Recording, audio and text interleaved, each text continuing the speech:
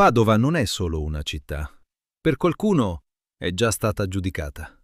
Qui non parliamo di leggende inventate. Parliamo di quello che ha scritto davvero Dante. Nel suo Inferno, tra dannati e fuoco, compaiono anche uomini di Padova, non simboli, persone reali. Uno di loro è Reginaldo degli Scrovegni, un usuraio, condannato. E mentre è immerso tra i dannati, parla ancora di altri padovani che finiranno lì con lui. E non è l'unico. Dante cita Padova più volte, non per elogiarla, ma per collegarla a violenza, avidità, conflitti. Ora pensa a questo. L'Inferno di Dante non nasce dal nulla. È costruito su storie vere, su persone esistite, su città precise. E prende ispirazione da qualcosa di ancora più antico, l'Eneide.